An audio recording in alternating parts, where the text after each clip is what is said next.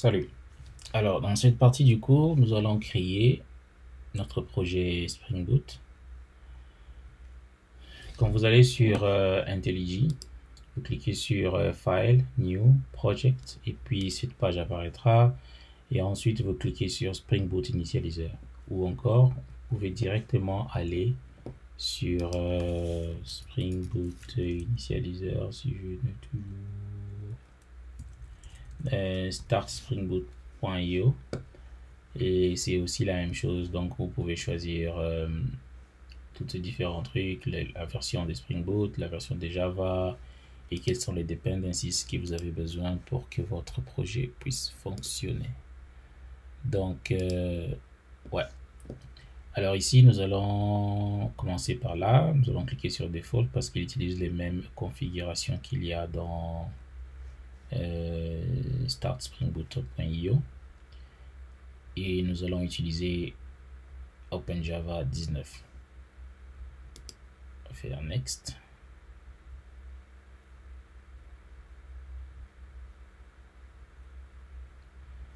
Alors là, on va juste mettre comme ça. Et puis, je vais mettre, parce que je n'aime pas vraiment voir exemple. Je vais mettre le nom de la société. Et ensuite, ici, on va écrire my to-do list.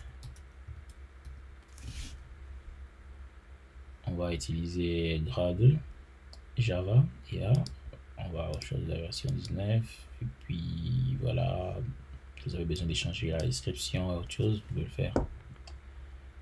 Et on va faire Next. Et ici, ce sont de différents dependencies qu'on va utiliser. Il faut vérifier la version Spring Boot que vous avez besoin d'utiliser. Et moi, j'ai utilisé le 3, le dernier. Donc, je vais choisir celui-là, choisir Lombok. Lombok permet en tout cas de créer, comment on appelle encore, des classes sans pouvoir réécrire les getters et setters et tout. Et après, on va aller dans sécurité, on va choisir Spring Boot sécurité, et puis j'ai besoin de clients et ressources serveurs aussi. Je pense pas que j'ai besoin d'autre chose ici. Rest repository, on a besoin de celui-là. Et ensuite, on va aller à SQL.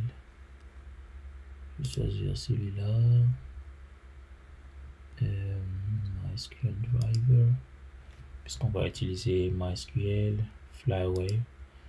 J'ai oublié de mentionner celui-là dans les trucs, mais Flyway permet d'avoir des versions bien définies des bases de données.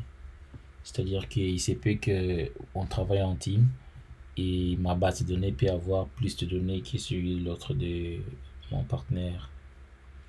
Alors Flyway enregistre toutes les migrations qui s'est fait dans mon ordinateur, et quand la personne va merger avec mon code à travers Git ou GitHub, il pourra facilement avoir le même données que moi j'ai localement. Donc toute modification qui s'est fait dans ma base de données locale, il pourra aussi l'avoir. Je vais choisir aussi celui-là. C'est un peu de pareil que le Gitbase aussi, mais moi je préfère Flyway.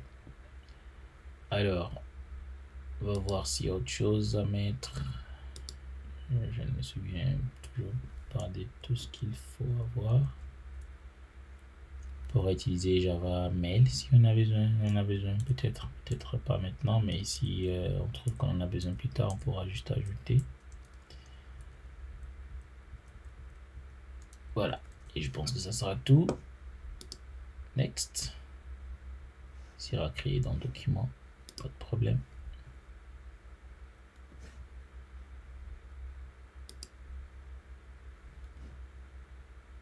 Il a été créé dans...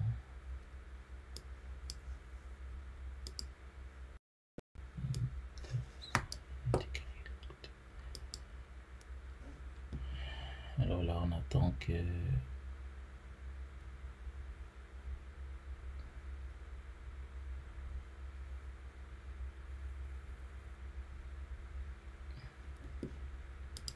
On attend que tout le données soit sur place. Et voilà. Notre projet a été construit.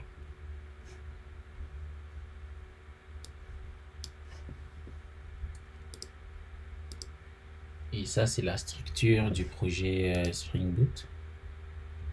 Nous avons un fichier source où on trouve notre main class, c'est-à-dire que c'est là où le projet commence. Et là, nous avons une annotation Spring Boot application pour définir que ce projet est un projet Spring Boot. Et ensuite, nous avons les ressources. Et dans ressources, nous avons application.properties. C'est ici où on mettra des différentes propriétés de l'application, comme la base de données, ou encore des configurations concernant Keycloak et tout, qui pourra être là. Quand vous utilisez Git, ce n'est pas vraiment conseillé d'avoir toutes ces informations visibles par là. À ce moment-là, vous devez utiliser d'autres méthodes comme d'autres environnements, les classes environnement et tout, pour pouvoir pour que ça puisse être bien sécurisé, pour que vos données soient bien sécurisées. Et nous avons, comme nous utilisons Grad, donc toutes nos dependencies, tout ce que nous avons choisi quand on crée notre projet se trouve là. Donc nous avons JPA et authentification client, ressources serveur, sécurité starter, MySQL et tout. Donc ils ont été bien installés. Ce qu'on va commencer au début, nous allons configurer notre serveur pour qu'il se connecte avec MySQL. Et pour ça, je ne vais pas tout réécrire puisque j'en ai quelque part. Je vais tout simplement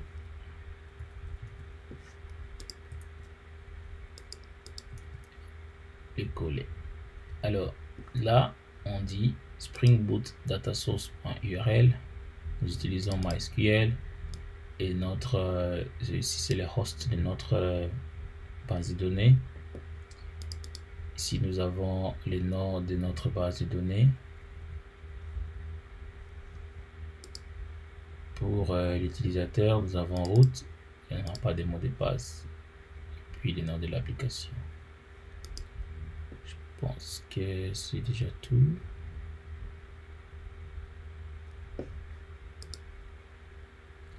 Alors là, on va essayer de